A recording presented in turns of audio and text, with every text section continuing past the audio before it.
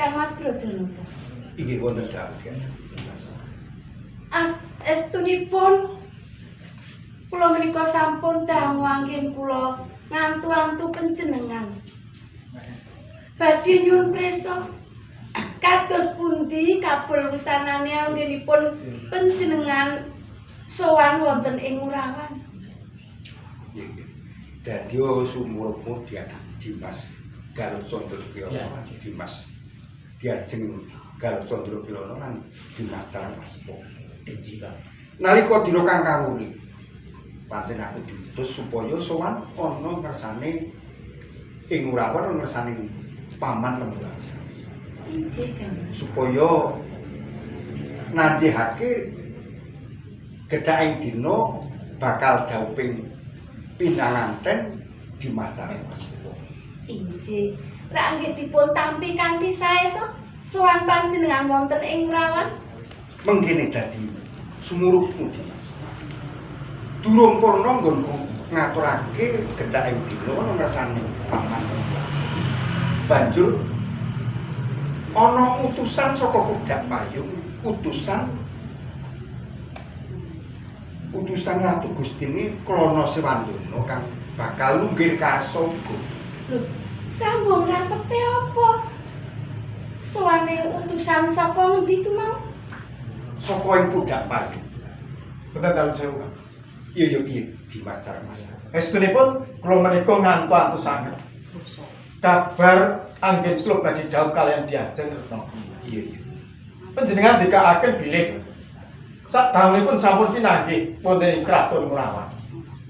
Sampun nyimpulaken rembag ingkang sampun dumatok ingkang taun ingkang rumiyin. Namun panjenengan dalem dikakaken menawi wonten putra Joko nglamar saking Kudak Payung. Talaripun kados pundi menika, Kang? Iya, tak bajutke nggonku ngaturake lakon.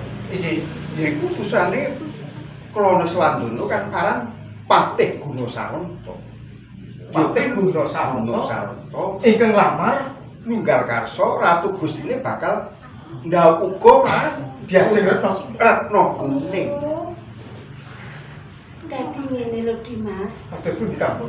Liyane sliramu Diajeng Retna Kuning ki mau bakal ana sing ngayunake. Iki Banjur lajeng kabulusananipun kados pundi? Kaya-kaya ature Patih Gunasaronta kaya nocok marang penggalipun Kakang banjur tak jempalani.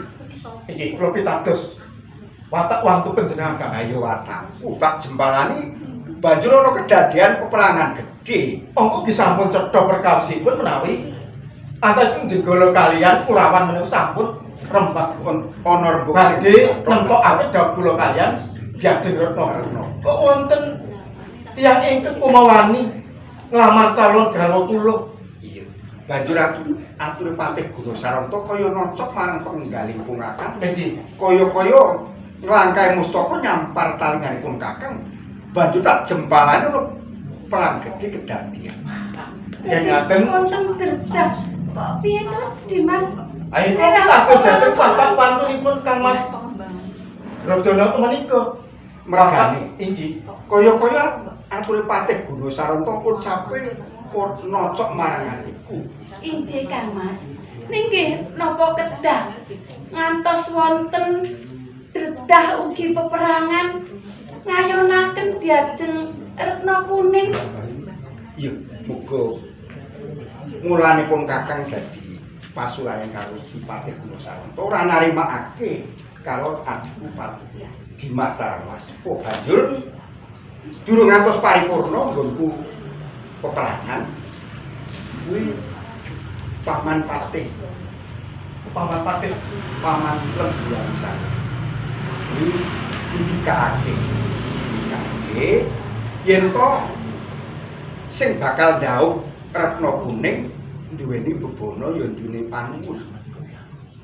Yaiku wujude Sekar Budak Kencana. Sapa sing bisa mujudake Sekar Budak Kencana kelakon bisa dhaup karo Retna Kuning putrane Paman Lembuan Sari. Dados rikala Kangmas menika ngawontenaken peperangan, Kangmas Lembuan Sari menika rawuh.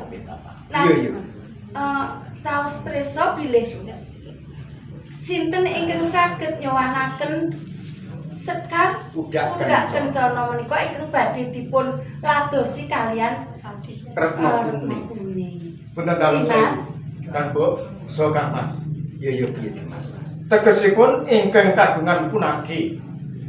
Sekar Budak Kencana menika diajeng Retna Kuning. Iya bener. Sinten ingkang saged nyowanaken tegesipun ingkang sakmangke wenang garwa diajeng Retna Kuning. Bener mengkono. Tegesipun kula badhe cabar gegayan kula. Ndhaup diajeng Retna Kuning. Monggo rikala semanten kula kalian diajeng Retna Kuning menika kantun kemawon nemtokaken dhaup kula. Lah kok wonten Sing ngendika cabar kuwi sapa? lho kasunyatanipun diajeng Retna Kuning menika kagungan Dimas. sayembara punagi utawi sinten ingkang saged nyowanaken kembang Budak Kencana ingkang badhe dipun ladosi. Sliramu aja kuwatir. Lho sinten ingkang mboten kuwatos Kang Bu. Monggo mireng kemawon nembe sak menika menawi wonten Sekar Budak Kencana. Tangelamu tegesipun kula saged minangkani pamundhutipun punten diajeng Retna Kuning. Kabeh iki mau wis dadi pestimu menawa sliramu pancen bisa ndhaup karo diajeng Retna Kuning. Ra ijengaken to Kang Mas? Aku bakal takon Mas. Dimas ta Mas. Kados pundi Kang Mas? Tresnamu kan karo Retna Kuning pancen tresna lair batin. Kula menika lair tansih batos. Ya, aja Kula mesthekaken menawi kula sak mangke saged dhaup kaliyan diajeng Retna Kuning. Namung sak sampunipun panjenengan kondur wonten ing Jenggala. Panjenengan dika menawi diajeng menika sampun malih pangandikanipun. Kanggo panjenengan menika ampun kenges menawa mresani sliramu ngono iki dadi malah kepiye nggih ngaten Lho kok iki? malah sami gumujeng. Kula menika sampun kuwatos tegesipun boten badhe kelampahan. Anggen kula dhaup kaliyan diajeng Sapa sik kandha menawa sliramu ki ra bakal kelakon dhaup karo diajeng Retna Anggen kula piyambak pergi. Kula mireng nembe sak menika. Kados napa wujud sapa padunungipun wonten pundi? Kula kedah kados pundi kanggo Kang Mas? Dimas, Kula. kowe yen pancen tresna lair batin. Kowe lak jejering priya. Eci, Yo, kudu ngupaya wujuding Sekar Budak Kencana. Yen to pancen Gusti bisa nyembadani kang dadi panuwunmu, mestine jejering aku kudu budidaya supaya kasembadan sedyamu bisa dhaup karo Retna Kuning. boten Kang Mas. Sinaosa kula menika budidaya tentu boten pinanggih. Tegesipun diajeng menika sampun nampik karo nalus dhateng kula. Aja Oh, dadi sliramu pancen ora tresna. Anggen kula menika terus lair tansih batos. Namung kula kedah kados pundi yen kula badhe budidaya menika lho Kang. Dimas, Kula. sliraku percaya menawa sliramu ki pancen durung nate pirsa kaya ngapa Sekar Budak Kencana iku mau. Eci, Ning menawa sliraku lan Kang Mas Brajanata iki mung kanggoku perkara kuwi mung perkara sing cilik banget lho Dimas. kok panjenengan saged ngendika ngaten Kang? Panjenengan pun mbengek dhateng ati kula lho. Ayo pancen aku seneng yen kowe iki nesu dhisik kok. Nalaripun kados pundi menapa wonten kembang menika? Monggo panjenengan kemawon ingkang ngendika kalian. Lho ingkang saged ngendika tegesipun panjenengan, tegesipun saged nuduhaken wonten pundi papan dunungipun boten sane Kang Mas Brajanata Kang Mas menika. Brajanata ya presa kok sapa sing kagungan kembang Budak Kencana iku mau? Pakiri Kang Mas. piye Dimas? Estunipun ing kekagungan Sekar Budak Kencana menika sinten lan wonten pundi papan dunungipun? Wis percaya karo diajeng Galujandra kira. Mesti kowe bisa bakal kasembadan. Lah ya ngono ya dia Inggih Kang Mas Brojonata. Inji. Dimas, Kula bakune aku saiki bakal nyumprisa. Sliramu wis mantep anggonmu bakal dhaup karo Diajeng Retna Kuning. lahir tanusing patos.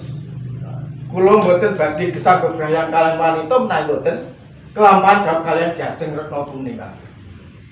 Ngene ya Kang Mas. Dimas, nyun pangapunten kula ngantos Iya wis. bingung Ora anggen kula dadi. badhe ngendika Makanya ngaten lho. badane. Oh, pancen panjenengan menika seneng bebingung dhateng kula kok. Ayo ngene lho Dimas. Jane sik kagungan Sekar Pudak Kencana ki ya ora ado saka sliramu kok.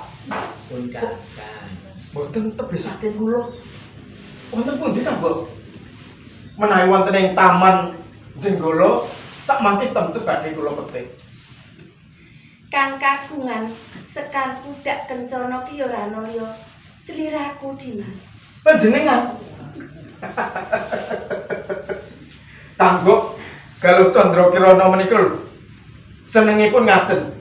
Mbok kala wau menika ngendika napa wontenipun mboten ngantos damel bingung ing ati kula. Wis sejatine mung nyoba tresnamu karo Retna Kuning iki lahir batin apa? Anggih lahir batos kamu. Kula nggih kuatus menawi Sekar Pudak Kencana menika sak mangke mboten kula panggihaken. Tersipun badhe sabar nggih kula Nggih, lho, kalian Mas. Retna Kuning. Jane Diajeng Retna Kuning ku mau ya pinter anggone bakal ngundhut garwa. Jalaran pawongan kang kagungan Sekar Pudak Kencana ku mau bisa dadi pawongan kang digdaya. Sekar Pudak Kencana ku mau duwe kadigdayan kang linuwih Dimas. Mula Sekar Pudak Kencana bakal tak caosake marang sliramu. Ning sakwise sliramu kagungan Sekar Pudak Kencana, aja mung waton tok tamakake karo sapa wae. Inggih, yen ngaten kula ngaturaken gunging panuwun dhateng Kang Mbok Galuh Candra Kirana. Mugi sarana ingkang dados pamundhutipun Diajeng Retna Kuning saged kasembadan sedya kula. Wis prayoga tampan ngono. Inggih. Iki Sarang Dimas. Mas. Yen dipresani saka rupane pancen ora sepira. Ning pancen kembang iki duweni kadigdayan kang linuwih. Inggih Kang Mbok. Kula nyuwun ngampil inggih Kang Mbok. Iya. Mugi Tak paringake. menapa ing dados sarana kula gesang kula sak mangke saged ana saged tentrem kalian Diajeng Retna Prayoga. Sakmenika rehne kula sak adring sanget dawuh kalian Diajeng Retna Kuning. Kula enggal kemawon tumuju wonten ing Kraton Ngurawan. Nyaosaken bebana ingkang kangge Iya. prana dawuh kula Kang. Enggal tindak. Dimas Galuh Candra Kirana. Aku bakal nderekake marang Dimas Carawaspa ana ing Urawan. Injih Kang Mas. Monggo. Uga Yen ngaten Kang Mbok ugi derek tindak mriku lho Kang Mbok supados sak mangke nyekseni dawuh kula kalian Diajeng Retna Kuning. Mengko yen pancen wayahe sliraku melu rawuh ana ing Urawan, aku uga bakal rawuh. Yen ngaten kula badhe tata-tata supados sak mangke kakas Mbak.